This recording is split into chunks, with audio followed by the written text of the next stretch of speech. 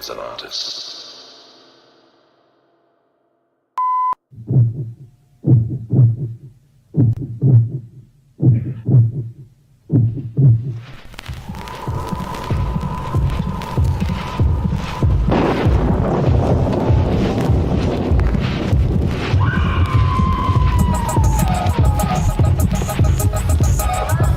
Under 17 not admitted without parents or guardian.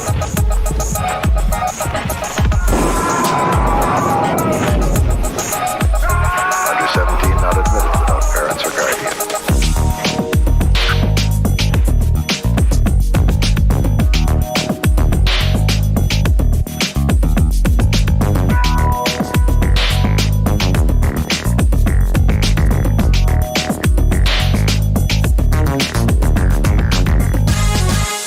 Under 17 not admitted without parents or guardian. Kill it! I have already killed you. Right here. 2 men. Yeah! Nothing's gonna get to me. two machines. Too wild. It's clobbering time. Get ready for Robot Jox, rated PG. Good evening, fans of fantastic films. Welcome once again to the Drive-In Asylum double feature with me and Sam Panico. As usual, but not as usual, this time we have NPRmageddon on the program. And a big welcome to Peter Podgorski and Brian Keithley. Thanks. Thank you. Thanks for having us. We're looking forward to seeing some rockin' talking robots. Yeah. The trailer really makes this seem like a fun romp, which maybe it isn't. I didn't realize it was PG. Yeah, right? Yeah. There's a lot of death in this movie. And there's like, full like female nudity in it too, I think. Yeah. There's an entire stadium crushed by a robot in a horrific scene, which I'm shocked is PG, but learn something new all the time, I guess. Good for Stuart Gordon for like slipping one past the goalie there. Yeah. He was like, all my other movies have been way past I'm going to go for PG this time. Yeah, like John Waters making hairspray. Yeah. Like, how did that movie come from John Waters? I still can't imagine.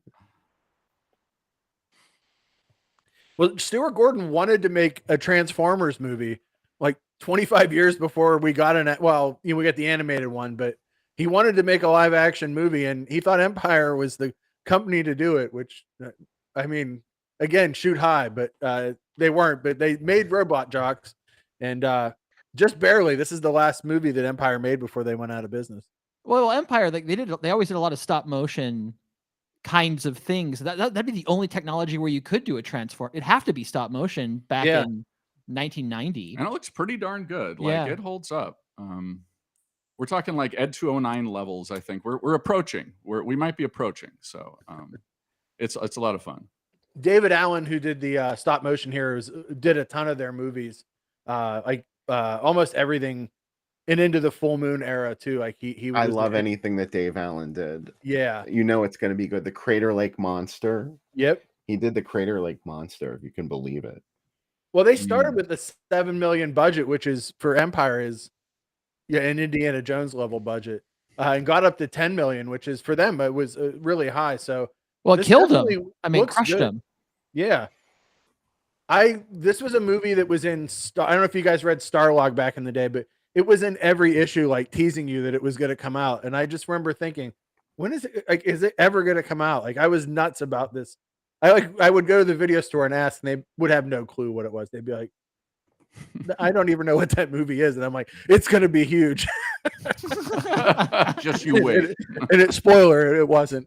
But it is now. It's on the show now. So my prophecy of an 18-year-old, 17-year-old Sam has come true in 2023.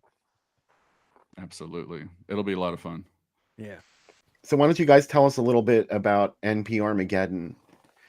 Yeah, sure. Well, we Brian and I have created like an audio series.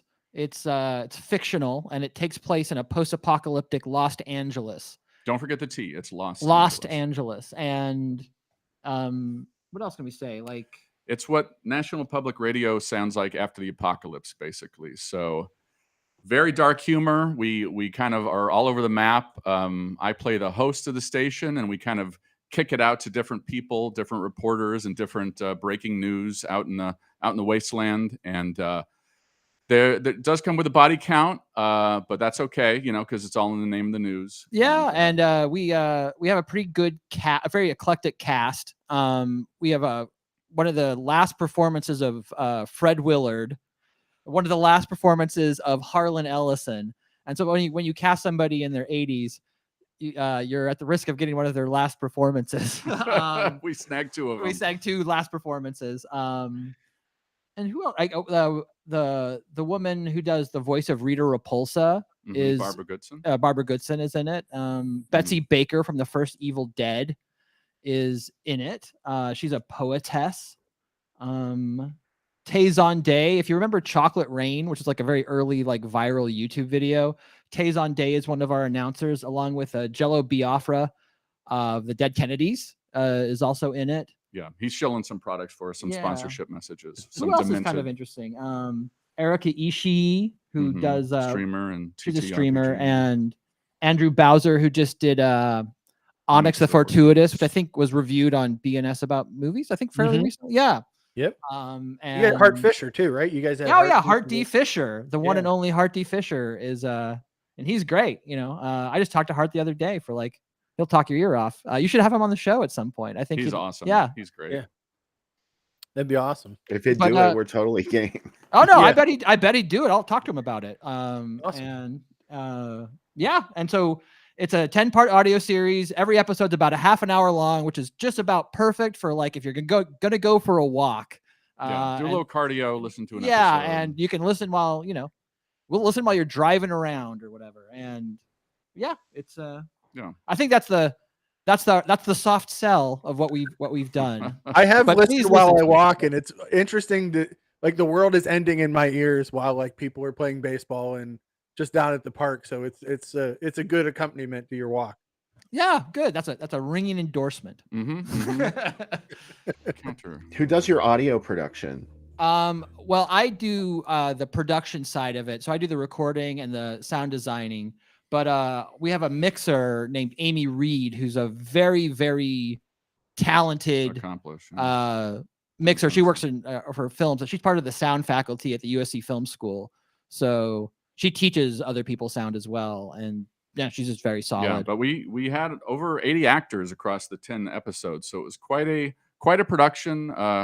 It was kind of long gestating. We did it kind of on weekends, and we couldn't be more proud of it. I think it's a very good piece of audio. So yeah, it's going to be. I don't think you will be able to find an audio series that sounds better than what we've done. You can get as good, but we are at the top tier of just audio excellence, in my view. Because we always wanted to go big, right? Like most podcasts are two people, right? Like talking about movies or whatever. So like we just wanted to go a little bigger with it, and monsters coming from the ocean, and demons popping on a head. They're very violent, and it's very good. So please, if you're watching this stream, NPRmageddon.com/listen, and you'll give you all the links to where you can listen to it. I haven't listened to the whole thing, but I did listen to a little bit of it, and it was very. It gave me the War of the Worlds tingles. Oh, thanks. That's great to say. Yeah, that's awesome. I love stuff like that. I was always fascinated with the War of the Worlds broadcast when I was a kid, and I just thought that had to have been the scariest thing in the world to have heard that coming out of your radio and believed it. So, well, I know when they would show like Night of the Living Dead on television, there would be like an alert on the bottom whenever the newscast came up on Night of the Living Dead, and they'd be like, "This is just a movie, guys. This is not a newscast. don't worry about it." Imagine we're from Pittsburgh, so imagine all the cities that crawl up in Night of the Living Dead. They're like, oh, that's right next door. That's like, so that was always like really wild to us when that. If you live here, you know where all those places are. So if you were watching that in Pittsburgh, you'd be like, holy shit. Well, there's that part where like he goes around they did like one day shoot at like Washington D.C., right, and they do all the reporters talking to the Congress people or whatever. Yeah, that's totally no permits, jump out of the van and shoot, jump back in the van, don't get arrested kind of filmmaking there. That's what I always think of that scene when people are like, oh, there's never any reason given for the zombie attacks at night. And I'm like, yeah, there is. Did you see that scene with the scientist? Did you think that was just a coincidence that the filmmakers included that in their script? I mean, they probably like stepped away from an explanation later when it started to, it feels really real.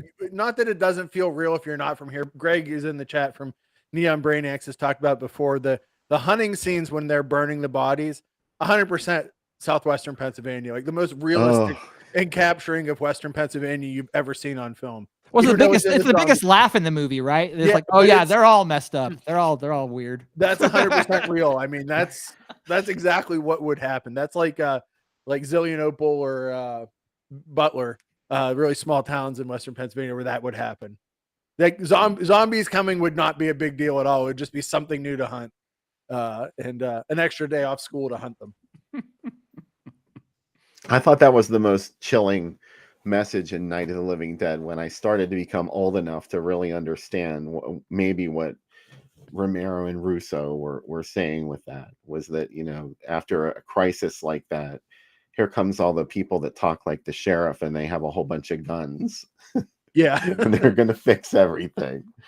Yeah. That's kind of a scary message to put in there. Well, I think the big twist in that film is the least likable guy is the correct guy. Yeah. Yeah. As the guy that you just hate, that you think, oh, what a jerk. Why can't he get along with people or whatever? His plan is the correct plan. The one that the other guy ends up adopting at the end of the film.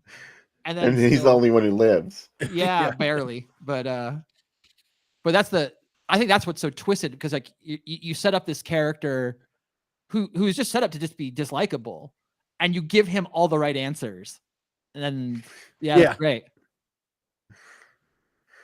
So I think it's the one of people always talk about how Barbara's just so shell shocked, but that really is, I think, what would happen to a lot of people in the situation. Not that I don't love Barbara in the remake too. I think the remake's just as good, if not better, the Savini remake. Though, Bill, I saw that in a theater, and there's a scene where they talk about Big Beaver, and I was in Big Beaver at a theater when they did it, and the entire theater just of 8 people, including me, went nuts, and they're like, "Yeah, they're talking about us." Like, that's the classic. Like, you go to a band comes to a town, and they go, "Hey, Buffalo, yeah." That's why like, Talking Heads have that one moment in that one song where they're like talking about Pittsburgh, PA, and it's like, oh fuck, they're finally talking about us. Nobody ever talks about Pittsburgh in a song. Well, when they do, it ain't good. Yeah, exactly. My favorite joke is they said in Living in America, James Brown is telling you where all the safe cities for black people to live are. That's why he's like naming cities that no one ever names in songs. He's like, these are the cities where you'll be treated well. None of these. Also, like it's like the cities. Green Book of songs or something. Yeah, exactly. I didn't know that. Oh my goodness. Yeah.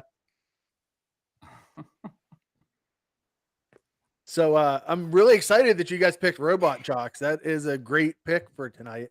Well, I know I went back and looked at your website. You have 2 different separate reviews of Robot Jox on your site. So I thought I was glad to see that. Robot Jox, I remember renting it like every weekend. It was like I rented that with Bloodsport. And so we'd always just watch Bloodsport and Robot Jox. There's never, because like you go rent a movie, there'd be nothing you'd want to see, but you'd be like, I kind of want to watch that Robot Jox again. Covering all your bases. Right on. It's got a lot of rollerball kind of. It's the same, very similar. Where hey, there's no more war. There's just Robot Jox. That's how we'll determine all conflict, by 2 giant robots beating the shit out of each other, which I think is a pretty good way of living. It's almost utopian, right? It's like we're sick of all the wars, we're sick of all the civilian deaths. We're just gonna have 2 guys out on like Death Valley, like out in the mesa, and we're gonna have them battle, and that's gonna decide like the fate of Alaska. Yeah. It's like any issue that comes up, we'll decide this issue via some specialized robot combat, which is awesome. Like doesn't sound like the worst thing to do. Yeah, it doesn't sound like the worst thing. No, and I love that there's these guys that have trained their whole lives. It has very much of like a Running Man kind of vibe, where it's like if you win 10 times, you don't have to be a robot jock anymore. You can retire and become the richest person in the world. Like he's like our hero in this is just sick of it. He's just like, yeah, I'm done. Like I don't want to do this. Yeah, he's the Michael Phelps or like Tiger Woods of robot joxing. Yeah. Yeah. And he gets in a contractual snarl there that affects the plot. Meanwhile, like I love that of course, in the future, there can only be the American market and the Russian Confederation. These are the only 2 sides that could live. And the other side is very much like how Russians trained for the Olympics in the 80s. We're seeing this through an American lens, but it's like they've trained their whole lives. And on the American side, they're just starting to get into that, but there's still these like, almost like pro wrestling personalities with Achilles and Tex Conway, who's my favorite character. Yeah, they're personalities, right? Yeah. Well, it's got some of that Rocky flavor too, right? Like the Russians have the very scientific way of doing things, and the Americans are a little bit more loosey-goosey, right? We're a little bit more It does have that instinctual. vibe. Yeah. That But it also has the structure of like a almost an Albert Pune kickboxer film. yeah. Like it's still like here's these matches that sort of determine where the plot goes, right? Like yeah. So watching it with kickboxer or not kickboxer with Bloodsport, I guess kickboxer too. Like it's like it has just like that similar "you betrayed me, you were my friend," blah, blah, it plays all the hits of a classic like. That Rocky kickboxer IV film. montage is the first time where, as a child, where I was like, I'm being told something. Like we've talked, you and I've talked about propaganda before, but it's like Rocky's carrying all these like sticks up a mountain, and Drago's just getting injected over and over again. He's hurling logs around, and yeah. That's and then by the end, even the Russians are chanting for Rocky because they're like, they can see it in his eyes that Rocky, like, he should probably get killed by them, but they're like, no, we love him. He's this has that same feel though. That's what I dig about it. It's except they're in robots, which makes it more awesome.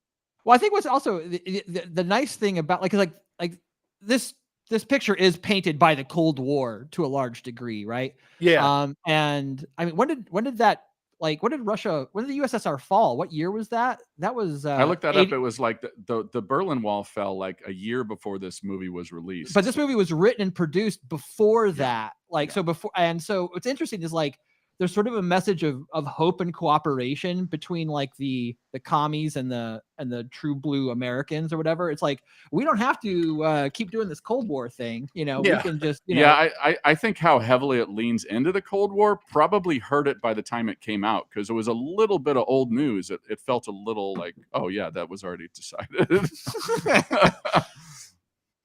I also like that when the robot jocks talk to each other, it's bad luck to say break a leg or something. They're just like crash and burn. The crash and burn is their breaking leg. It's like instead of good luck. The last one, spoiler, but the last one at the end of the movie, like when I first saw it as a teen, I literally jumped out of my seat and ran around the room. This is the kind of movie that would make me hyperactive. I think you still do things like that. Huh? You still do things like that. I still do. I run outside yelling. I get so excited. You're always throwing I remember things like after watching like things like Ninja Turtles or like the Mortal Kombat film, especially because like you're loaded up off of Mountain Dew and Skittles, and then the credits of Mortal Kombat roll, and then it's just like that dun dun dun dun dun dun dun, and you just want to fight, and win and flip around. I'm so glad I didn't see that in the theater, because like when they had the voice say Johnny Cage, I would have ripped the seat out in front of me. Probably would have gone crazy. That tune was banging, yeah. Yeah. And the other like childlike joy thing with Robot Jocks is just like, oh my gosh, he's got a green laser, or like, oh my gosh, his arm detaches and it's a rocket. Like all those kind of like weapons, you just like that pings a certain part of your brain.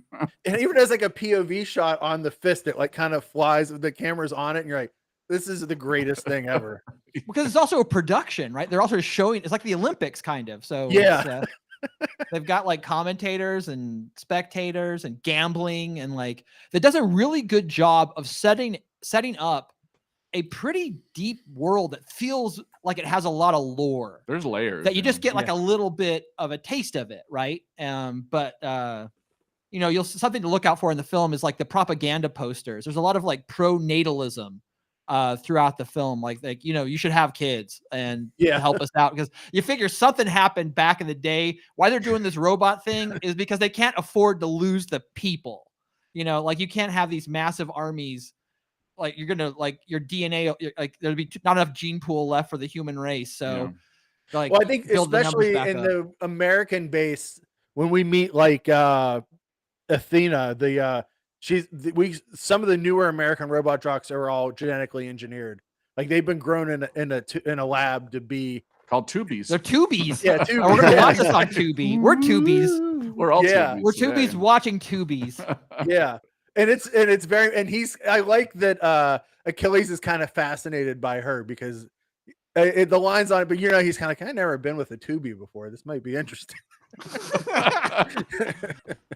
Well, it's interesting just like how like not stupid, but just uneducated the jocks are. They're kept in the dark. They don't get to know every little thing. They can't read. They can't read. Like they just fight and then like and drink. They fight and they drink and and that's Train. that's about it, you know. Like even his like when he had, I don't want to spoil too much, but when he has to go off plan near the end, his strategy at the end is like baffling. Like when I'm just gonna Totally. fly We into talked space about as that, yeah. fast as I can. Like what? We really want to shoot a space scene, so let's Yeah. go up there. Well, David Allen built this space set, so we got to go up there and we'll do it. But it's funny when we first watched this because this is on the the Empire set that Arrow just put out, the big box set. Mhm. And Gary Graham plays Achilles. As soon as my wife saw it, she's like, "Oh my God, he's from Alien Nation," which the Alien Nation TV series was a big deal. Oh yeah, absolutely. I think that's his other big thing. Yeah. Yeah. Well, I think he's really good in this. Like, I'm surprised this didn't lead to him being a little bit more of a known kind of quantity because he's very charismatic. Mhm. I mean, Yeah. And he has a very believable arc of like arrogance to being beaten down and kind of coming back and restoring that. So yeah, he's very good. he's charming. Like he's Yeah. like, you know, I like that short scene where he goes to see his family, and you're like, yeah, that's why he left. He doesn't need to be back there. He can go back to being a robot jock now. yeah. Well, that scene has He leaves without a word. Yeah. too. I thought it's Stuart Gordon's wife who's in that. Who's the pregnant woman. Yeah. Yeah. Yeah. She's great. Yeah.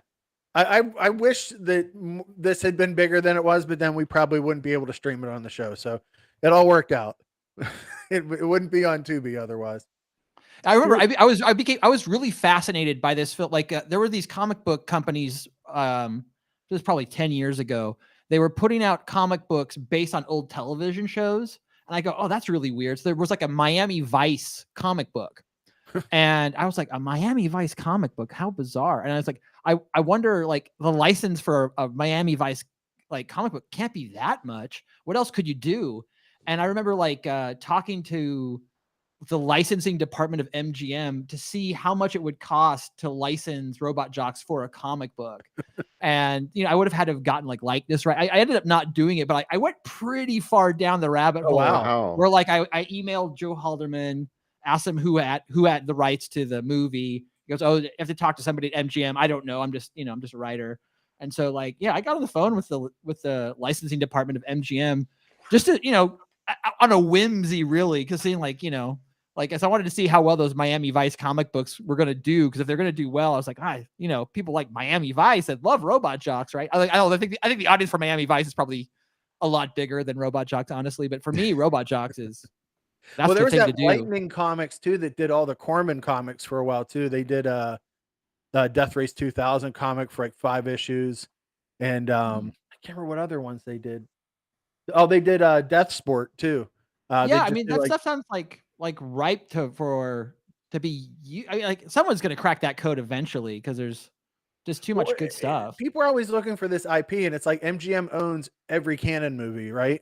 Like they could make a new Delta Force right now, and there's all sorts of people like Scott Adkins and like, you know, Scott Adkins in the Delta Force film. Yeah. You're done. Sign me up. Yeah, like, there you go. Yeah, done. and have Chuck Norris be the old guy, and like I'm The already old guy. well, he's the Lee Marvin character. He can take over and be that, and it's like, and 100% I would watch that movie.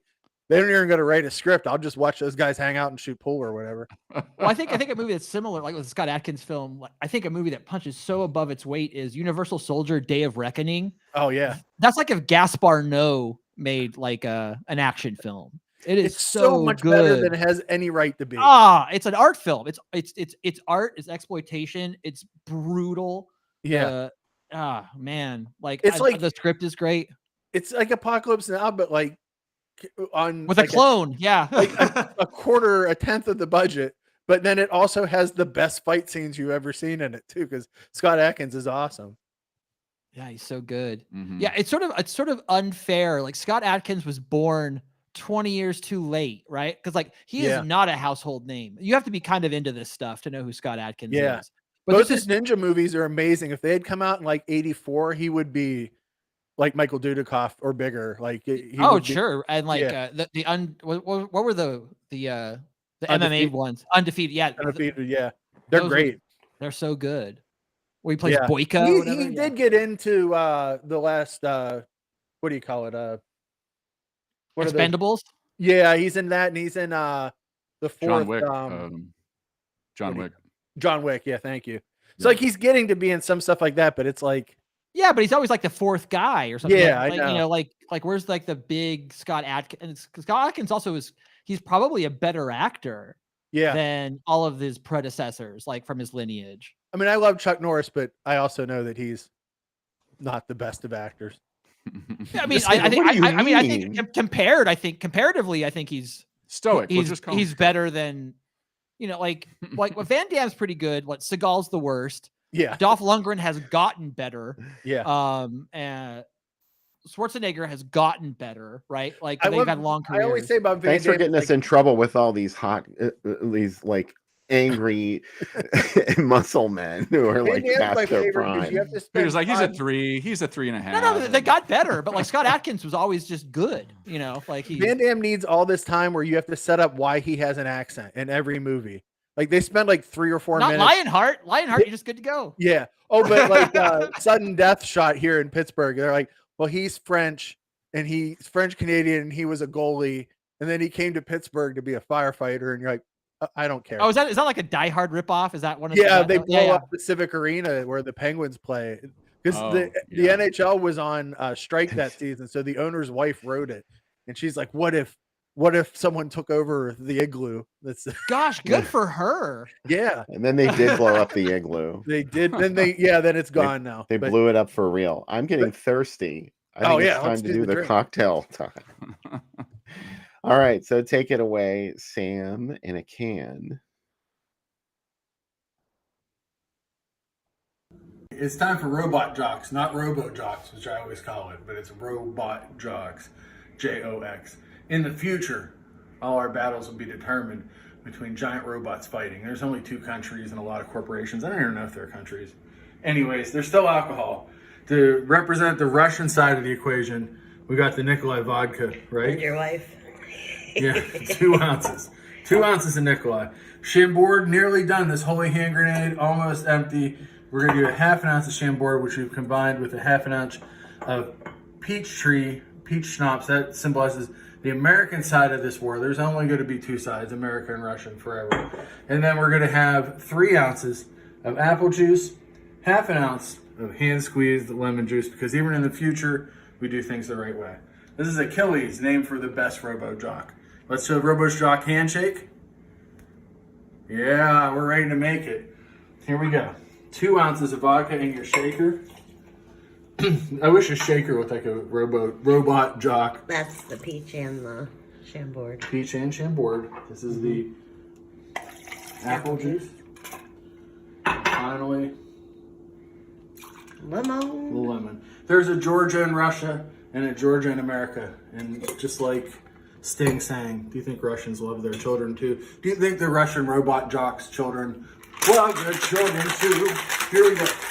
Shake it up. Don't get anything on the counter because your wife will get upset. Even in the future, your wife will get upset. All right, now we're going to pour that over crushed ice.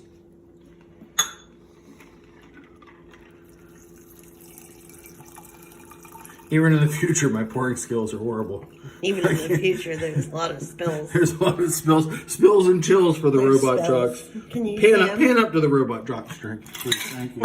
Look at that. That's Robot Joxy. Here we go. This is the Achilles. Pazuzu to everybody, and let's drink up and watch some robots fight.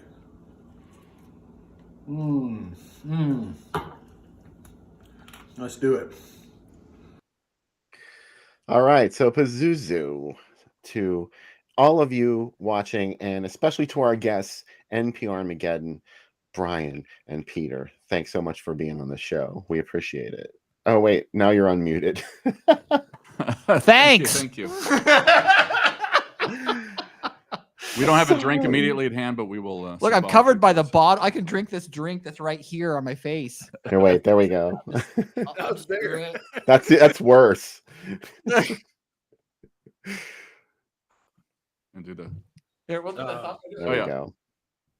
Crash and burn. Come down first, then it's a boom. It's like I'll Wonder virtually give you guys one, like boom. Boom. Crash and burn, gentlemen. I didn't stay on brand tonight with the cocktail, but I did make something inadvertently similar Huh. Well, in that it has peach schnapps in it. That's where the similarity ends. Maybe I talked it up. My too other much. question about this movie is how are there no toys for this movie? Like, this feels like there's toys of every movie. I have Super 7 figures of every movie. No Robot Jocks. Do you think Todd McFarlane? I don't know. Maybe get Todd to make one. Gosh, He's I don't know. making everything. The market yeah. has to be so small, though. I mean, like the people that know this movie is small, but it's. Well, that's why you do a limited run, and it's like a $250, like extremely Yeah. detailed. Well, I like, think can you do should the run a full- Kickstarter to do some toys, Sam. I think you. I could- have a break-in 3-pack. I mean, how can I have break-in figures and not a Robot Jocks, you know? Yeah.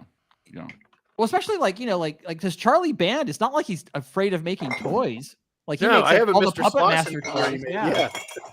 I love the Puppet Master. I got to get some Puppet Master toys. Those are so cool. Yeah. I just got he's making new, obviously new films. I just got the new Subspecies 5, which I'm super jazzed about. I love Full Moon stuff. I can't help it. Well, I think Ted Niccolo is that who directed it? Like, Yeah. he's great. Like, Yeah. he's It's on super- Tubi now. It just went up on Tubi. Oh, okay, yeah, I want to check that out. Yeah. And I love even the Puppet Master, The Last Reich that came out a couple years ago. I loved it. I thought it was a lot of fun. Yeah, I think my favorite's probably 2. I think Yeah. like Puppet Master 2 is like the super good one. It's just I think it's such a great like you said rental movie where it's like you're gonna get what you paid for. Like I just want to see puppets fuck up human beings, and like that's pretty much the promise, the brand statement of that one. Yeah, but they went ham with toys. I bet there's not toys because Empire got absorbed and did like if Robot Jocks was a Full Moon picture instead of an Empire picture, there would be toys. Yeah. And was there not even like a model kit or anything? Was there No, nothing? amazingly. Looks No. perfect for a model kit. Yeah. Bill's got some ads though. This is 2 men, 2 machines, 2 wild Robot Jocks. it sounds like Nothing's wacky stopping it. hijinks, doesn't it? I mean, When it sounds like either wacky hijinks or like men like kind of a club. Yeah, I don't know about too wild. We got to work on the copy too there. wild, Too too- wild. Men men, getting two wild with men and machines. and machines. it It's sounds just like 4 different things are getting together and something's happening. Yeah, degeneracy. Yeah. I'd be there for it. I'd Yeah. be first in line. Robot Jocks. Yeah. And what about that title too? There's some innuendo there. Yeah. Yeah, the X is like an interesting choice, right? Mhm. So I think there used to be a magazine called Robot Jocks, but that's not what was in it. Okay, I subscribed. Here's some contemporaries. Predator for- 2? Oh, Oh, wow. nice. Yeah. So you could have got it. You could have gone and seen Predator 2 and then gone and seen Robot Jocks, then seen Home Alone, then wow, you could have just stayed at the theater all day at in Scottsdale and have a fantastic experience. And is that a double feature for 3 Men and a Little Lady plus Arachnophobia? Is that a Yeah. double? Yes. What a pairing. Bring the kids. Robot Jocks and Men at Work. I don't. Oh, Darkman's on there, man. This was a good. This is a slice. good Jacob's month. Ladder. Oh, look, Graveyard Shift. One of the Oh, man. worst Stephen King adaptations. Young Ghost Guns and 2? Flatliners is like the good and bad side of being undead in one night. Yeah, Young Guns that's- 2 and that's Pretty Woman. There's a is- continuation there, right? Like, Yeah. there's- Yeah, when which the is- ghosts come and take him over at the end of Ghost, then you go right into Flatliners. I don't think Graveyard Shift was that bad. It's all right. I mean, It has Brad Dourif. who I love. Yeah, Brad Dourif is in it. I've never heard of White Place. Do you know? Does anybody know White Place? So it plays with ghosts. Palace. Oh, White Palace. Yeah. White Palace. I don't can't know what read White that far away. Palace is. I don't know what White Palace is either. I know what Oh. Roadhouse is. I think Susan Sarandon was in White Palace. yeah. That's the one with James Spader, where I think he's younger and she's older. She's a It's like one of those May December. yeah, and she's a diner waitress. Okay. Okay. That's hot. So I don't know. Would you guys say this was a well-known film? when it came out? Because this was not even a blip on my radar when it was theatrical. This was a video store film, as far Yeah. as what I think of it. Like, Yeah, theatrical. Like there was no awareness or very little. yeah, I think this is like this is something. This belongs to the video store, Yeah. the video rentals. I knew you'd find a couple from maybe the week that it played, but like it's still amazing to me that it played theaters. Well, Like, there's another Stuart Gordon film that I quite like called Stuck. And like and I actually knew Stuart Gordon a little bit. Stuart Gordon was one of my thesis mentors for my my thesis film. And while I was working on that, Stuck was in theaters, but it was like one of those things where like it plays in a theater for like a week so they could say it had a theatrical run. But I went and saw Stuck, Stuart Gordon Stuck in the theater. And I mean, it was fantastic. I don't know if you've ever seen Stuck, but no, like, I've never seen it. Oh, it's really good. It's based on that.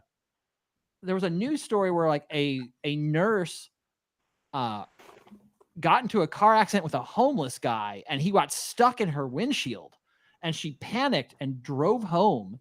And while this guy was stuck in the windshield, she just like, left him there to die. And I remember when that happened. This movie's based on that story. Jesus. It has Mina Savari as the nurse, and it's a great Stuart Gordon film where he's like, it's still funny. It shares some of the cast of Robot Jox. His wife's in it still. Like Stuart Gordon seems to have like a rotating like kind of cadre cast of actors he always uses again and again.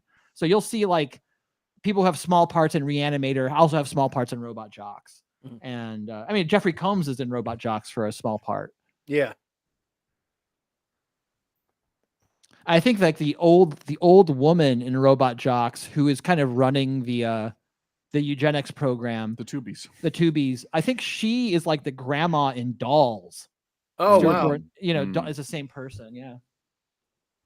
She's eccentric. She's fun. She's a great character actress.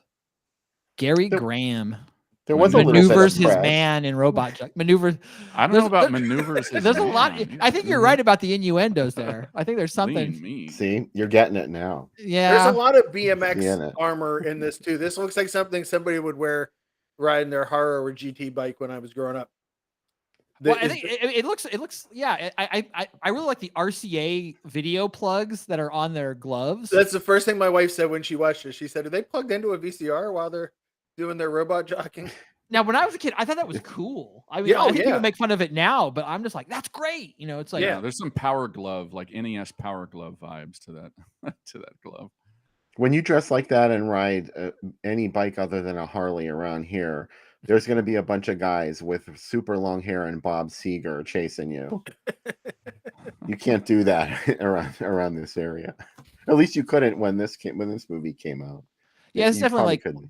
you're driving a Japanese motorcycle of some flavor, like a Kawasaki or a Suzuki or something. And then the guards in the Jox facility, like they have Spaceballs helmets. So watch out for the Spaceballs helmets. And the scientist who created the robots is the bad guy from Karate Kid 2, saw the grandfather. Ooh. Yes. Oh, the Japanese guy. Yeah. Yeah. The guy who is the evil younger guy in Karate Kid 2 is my all-time favorite bad guy, because at the end of that movie, there's that big storm that takes over, and everybody, like, even like his grandfather's like, "Stay with us," and he's like, "No," and he just walks into the storm at the end, and you're like, "Man, he's the best bad guy ever." Like, it's amazing. I think you have to think that Guillermo del Toro really liked this film, because if you see Pacific Rim, which is kind of like Robot Jox meets Godzilla, like a lot of the way that the Robot Jox maneuver their machinery, like in that, like standing up and like pretending to walk and having the robot walk, exactly the same device used in Pacific Rim. And a lot of the tubies and like how people are generated for it, and how the program is super there's all the conflict to figure out who gets to fly them. It's really similar to Pacific Rim. Yeah, so there's a lot of, like, you can see a lot of DNA of Robot Jox in Pacific Rim. When I saw Pacific Rim at the theater, Charlie Band was in the same theater as me, and I saw him walk in. I was going to try to catch him at the end, because like like what is he thinking?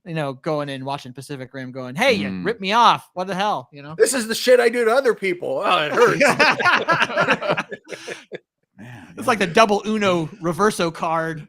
He's like, if they had put a little doll in it, I would have been enraged. But no, there was a ginger dead man. Yeah, I think at that point he was fully into his, I'm gonna make worry dolls and like anything else that's Worry small, I'll dolls. put in the movie. Yeah. Now, Charlie Band's fascination with dolls is well documented. not well documented, but not fully explored. Yeah, it's like it starts with obviously like there's a little bit of it in dolls obviously, but like I think dolls might be the thing that kicks it off. Maybe I don't. Tourist Trap a little bit because there's kind of like they're mannequins, yeah. The mannequins, and it's like, and then he just keeps. It's like a well that never ends, and he just keeps going back to it.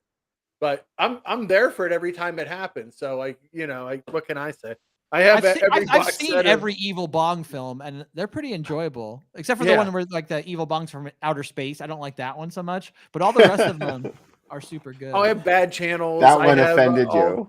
This wasn't as good. Yeah, I have all the crossover ones, and then that's like seriously loving Full Moon is like being into like No Limit or like a rap label because you're just gonna get remixes. You're like, do I already own this one? Like, no, this one has like 10 minutes of footage from another one. Like, and it's, it's just trying to figure out where all the movies in those Evil Bong films, they have that character Rabbit, who's that old man who's from like Trancers, the same character, the same actor, right? Like, so like there's the shared universe. The shared, Charlie Band did the shared universe before it was cool. Yeah. Yeah. He did it I first, I love every Trancers movie. I'm totally into all of them. Like I don't care. They're great. Yeah. Tom Thomerson. Tom Thomerson's another actor that never really, like, I don't know why he didn't do better, Like he's in Near Dark is probably his apex, maybe? I don't know. He's like the dad in Near Dark. I'm glad you guys. My wife just said that Athena, but this is the kind of movie my wife is going to watch and say, I know what she's from. Athena was also on the show In the Heat of the Night. She's Virgil's wife on that show. Oh. I'm glad you guys brought up Tourist Trap because I always forget that this is a Charles Band film. Yeah. It's a Full Moon. Tourist Trap, I mean, is a Full Moon movie. It's like David Schmoller. Is that the director? Yeah. Like he did that one Klaus Kinski film I thought was pretty Crawl good. Space. Crawl Space. Crawl Space. That's a recent request for a future episode of the DIADF. Well, anything with Klaus Kinski is going to be a good time. Oh, have you seen the documentary he made called "Please Kill Mr. Kinski" about that? Yeah. David Schmoller made that one. Yeah. Yeah. Yeah. It's amazing. You feel bad for him. Oh, I. Yeah, I really like the Full Moon still making stuff. The Empire stuff's a little better. The Empire box set's amazing. I think I've talked about on the show before, especially like Arena is another movie that fits into the like you could watch Arena and Kickboxer together because they're very much the same movie. Arena is pretty much body and soul, the old 30s boxing movie. Just with it's like the best review I read of it was like it's like the Cantina in Star Wars, except if everybody beat the shit out of each other and we never left it. And like that's a great movie. Like, that's a movie I wanted.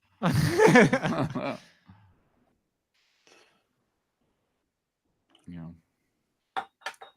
I love in Tourist Trap that moment when the mannequins all start falling on Janet Jones, and she's like, "Ah!" They show all the mannequin faces, and they go, "Ah!" It's so fucking weird. Jocelyn Jones. I said Janet Jones. I'm thinking of the actress from Humongous. Mm. The boob. Becca's brother used to call her as the mannequins a lot. And he would just call and be like, "Your world is dark." That's the best that Mr. Slot. Like there's so many like weird non sequiturs in that movie. And poor Vera from Mommy Dearest getting that plaster all over her face. Oh. I'm going to tell. Oh, I am going to tell. That's why she got what she got, because snitches. She did. That has one of my favorite taglines of any movie, that every year teenagers disappear. And you're like, fuck, this movie's going to get really weird. Like they start with the tagline. Every single year, yeah. And I have They're the getting poster into of it downstairs in my statistics office, here. and I look at it every morning. I'm like, how did they let that go out as the tagline for a movie? Like, that's really foreboding. Like, I don't know if I want to see that movie. Which a movie that ends with a bunch of spoiler of dead children in a convertible just tearing down the vacation highway. Well, different strokes for different folks. Yeah. I suppose. Now, I saw you guys contributed to like a commentary of some. I looked at the trailer for this film. It looked very bizarre. It was like some science fiction dinosaur like movie. Tell me what is this thing that you guys did, and why did they ask you guys to do this? What is going on? What's the story? Replicator. Yes, that was what it was. Yeah. Replicator. Yeah. That's a movie that was directed by our friend Brett McCormick, who made The Abomination, one of the most brilliant shot on Super 8 films you'll ever see, that was made in the mid 80s. And that really is one of Brett's crowning jewels in his career. And Replicator was made on the sets of a movie that he wrapped filming on it a couple of days early. And they were like, well, we have enough time to make another movie. We still have these sets. Sam, what was the original movie?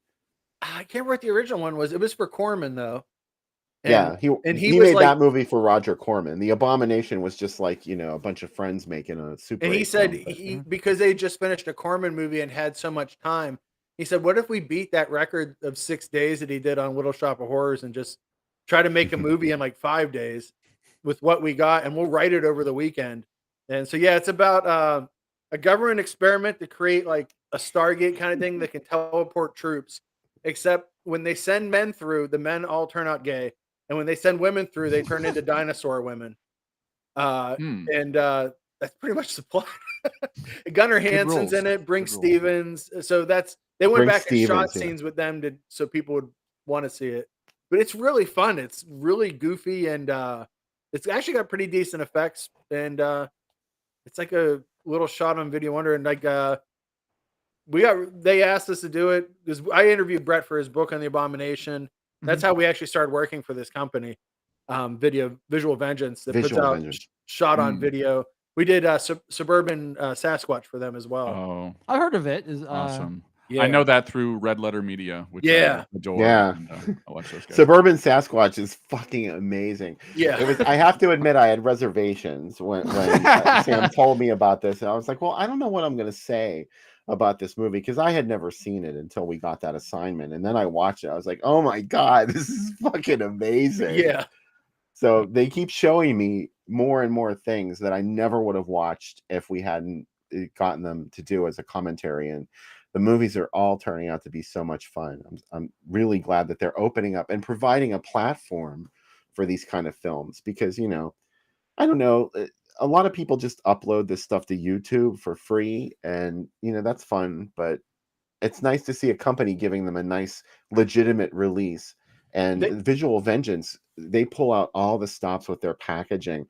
The last one, Suburban Sasquatch, they had this cool insert on the inside that was a sheet of little round stickers, so you could put them on the front of your box like a video box, and it was all these like video things, like Be Kind, Please Rewind. Yeah, kind of stuff. You could like do your own custom slip cover with it. And they've done Replicator is going to come with special glasses so you can spot and see if somebody's a replicator or not. Wow. Don't know how well those will work. Some of them come like with a William Castle gimmick of some flavor. Yeah, and some came with like video store cards.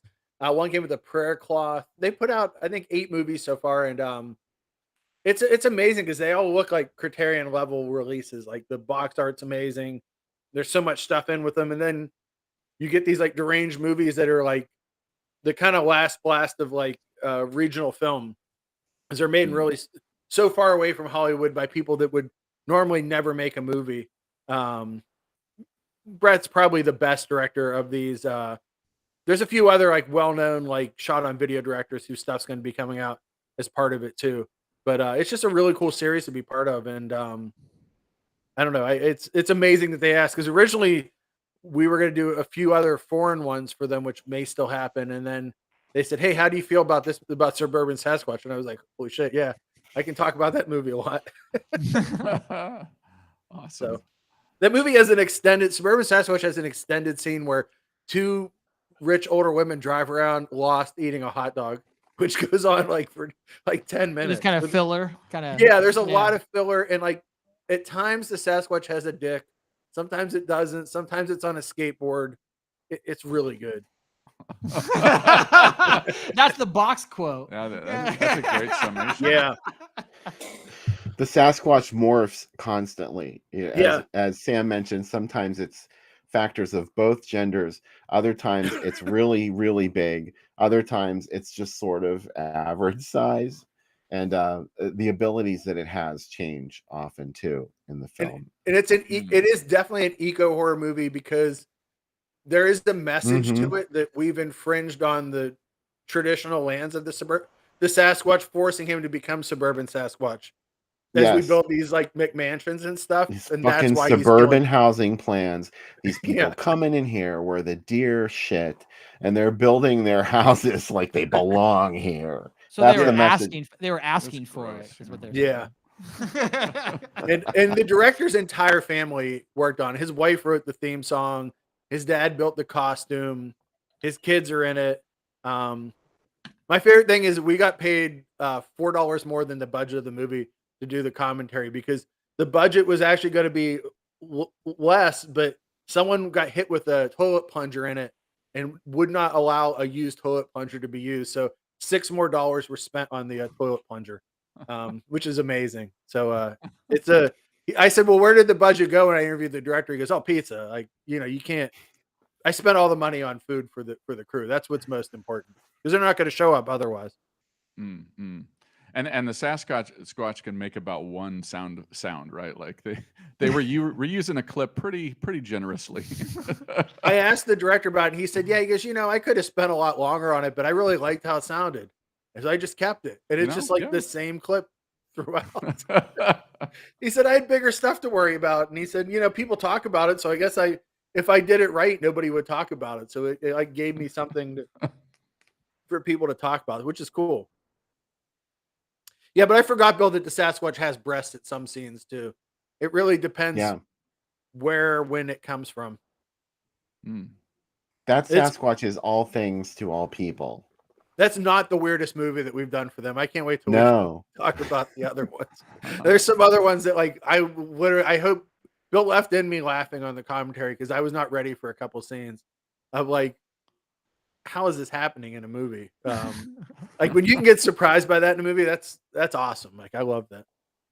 That's a good movie. And these movies have no budget. They're just people with like really cheap access to special effects, like it's just cut and paste stuff that you could do. But they were made in the late 90s, early 2000s when the technology quite wasn't as advanced as it is today.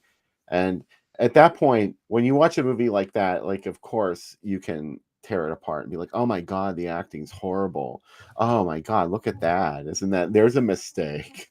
Like, you're missing the point of that. This was somebody's creative vision, and they wanted to do this bad enough to make a movie out of this. And you have to go with their concept. What were they doing in this movie? And a lot of it is just really funny. So there is a lot of entertainment value in that kind of entertainment too. I never used to believe that when I was younger. I was just really snobby about movies. I'm like, oh, well, that movie's like, the budget's $10. How could it be any good? And so I don't blame anyone that believes that. Please come over to the other side because it's so much more fun here. Yeah, a movie I saw that was I was talking before the show a little bit. I saw recently was Even Hitler Had a Girlfriend, which was a Denver a movie shot in Denver. And it is oddly compelling. There's just something about that film. It's grimy in a way that like kind of Henry's Portrait of the Serial Killer. And instead of killing people, if Henry just, talked to phone sex operators and purchased call girls, if he just did that, I didn't kill him. He just goes around and kind of he does that. It's just like, it has this sort of like level of grime to it, but like, you're also sort of just fascinated because you wouldn't call like the acting of that film really good. But it's also just, it's compelling. There's just something there. There's like, it captured something. And there's some, like, it's always intriguing when like, when the filmmakers do a little bit of like kind of artsy filmmaking in this style of movie, and it works. And it's also never something you've quite seen before. Like there's a part in Even Hitler Had a Girlfriend, which is on Tubi, where like he decides to set up a tape recorder just for audio, so he can record the audio of his interaction with the call girl, and he'll listen to that later to help kind of extend his fantasy or whatever. And so you see him set up the tape recorder, hide it, and then you cut to him afterwards just playing it and just listen. So you're just listening to it. So the whole movie becomes like a radio show for like 6 minutes as you just listen to this interaction, as he's just walking around his normal day, just listening to himself interact with like a sex worker. And it's like, God, this is so good. It's creepy and bizarre. You're just like some guy just like listening to headphones, you know? Sam, what movie do you think that makes me think of? My Brother Has Bad Dreams. No, then where someone's listening to a tape recording and like that they had made. I'm thinking of Windows. Oh, with yeah, Talia yeah. Shire and Elizabeth Ashley. Yeah. Oh my God. Windows is one of those like controversial 1980 films. It was released at the same time as Cruising. And there were gay groups that protested both of those films because they have these like psychotic depictions of gay people in them. They happen to both come out at the same time. At Windows, Elizabeth Ashley is this lesbian that lives next to Talia Shire. And she like fits. If you can imagine having like an all-consuming passion for Talia Shire, Elizabeth Ashley does, and she hires this like sleazy cabbie to rape Talia Shire. He breaks into her apartment and sexually assaults her and records it. And that's what she wants, is the recording of the assault. And then he takes it and gives it back to her. And she listens to it all the time, like, she's all excited about listening to this tape. So that's the first thing I think of when you guys describe that. Maybe they saw Windows. And maybe it's a crib of Windows. I've not seen Windows. Maybe it's a crib, but man, it is. And also, if you wanted to see just like a lot of shot on video nudity, you'll see a lot of it in Even Hitler Had a Girlfriend. There's a lot. That was Gordon Willis's only feature as director, and our friend Linda Gillen worked on that film. She was hired to play a female detective in it, and her role was initially a lot bigger than it ended up being in the film, which was most of her role. The scenes she shot became so few that there wasn't much for her character to do, because she said we would get into makeup at 4:30 in the morning, and it was shot in New York. Mm-hmm. And she was like, we'd get into makeup at 4:30 in the morning, would be at the set by 5:30, and Gordon would show up, and then he would like take us out to the location, which was this brownstone that was supposed to be Talia Shire and Elizabeth Ashley's building. And she said, literally all we were doing was just walking up the stairs. And Gordon kept telling us to do it over and over again. And then he would just call it, and he'd be like, the lighting's wrong. The clouds are wrong. I don't want to shoot it. Just look at the image. Yeah. Yeah. And she's like, then it would all be for nothing. And we would go home. And then the next morning we would get up and do it all again. And he wouldn't even film anything because the clouds weren't right. She was like, I knew right then that movie was in trouble. He's the guy. He was the guy who shot Godfather, right? He was like known as like the Prince of Darkness because he just wouldn't put any light on anybody. Oh, and that's the best thing about Windows. It's really, I mean, people talk about it being a bad film. I like it. I happen to like Windows a lot. It's ridiculous, but I love that. That's a plus in my book. The more ridiculous it is, if you look at the person that the movie is about and think, why is she doing that? Or why is he doing that? Like, that's my kind of movie. And that's Windows. But there are all these scenes of them filmed in near total darkness, and all they are is a silhouette. And you can see them talking to each other. And it's just the most beautifully shot, strange movie you've ever seen. Yeah, that became his thing. Like, because, this is before you could see what image you were getting. So, because you shoot on film and then you develop it later. And that guy would just push it and then push it and then push it again. Like no one else was doing that kind of stuff. And he would love the way people are shooting now, where everything's super dark in every movie. Where I'm like, what is going on in this movie? Yeah, he could teach them a thing or two, probably. Yeah.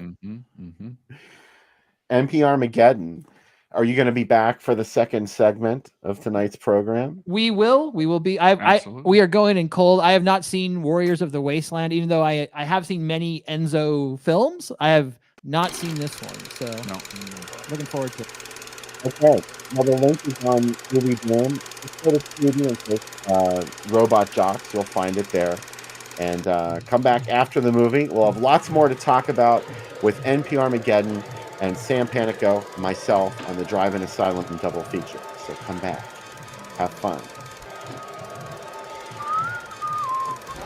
That was great.